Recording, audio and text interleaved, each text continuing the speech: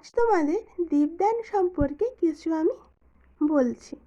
তো এখন আমার হাতে ছিল মলিঘাটি পূজা মণ্ডপের প্রসাদ, যেখানে ছিল বাতাসা, নকুলদানা, মুরগির সঙ্গে ছিল বেলপাতা।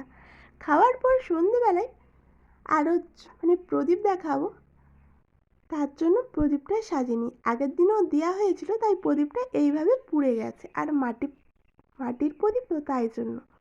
তো এখানে যে দীপদান করা হবে তার জন্য বাঁশ দড়ি ভালোভাবে আগে থেকেই করা হয়েছিল, আর আগের দিনও দেখানো হয়েছে। তো এই মাসটি হলো নিষ্কিঞ্চিত মাস। যদি কেউ নাম গান বা তার স্মরণ করে প্রভুদের, সেটাই মঙ্গল বলে মনে করা হয়। আর দীপদান করলে তো আরও ভালো। এখানে সামান্য তেলের মধ্যে একটু করে ঘি দিলে আরও ভালো।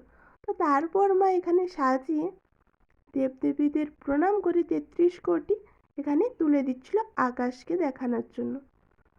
আর এই প্রদীপটি যদি 12টা পর্যন্ত জ্বলে, মনে করা হয় লক্ষ্মী দেবীও বাড়িতে আসেন। আর তেমন করে আমি অনেকবারই চেষ্টা করেছি 12টা পর্যন্ত জ্বলার, কিন্তু জ্বলেনি কখনোই।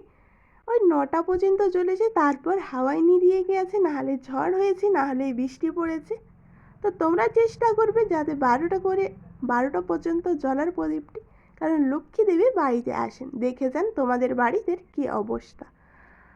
তো যারা এই মাসে দীপদান করনি অবশ্যই করো, আর যারা করো তারা পুরো মাসটি ব্রত শেষ করে পর্যন্ত করো।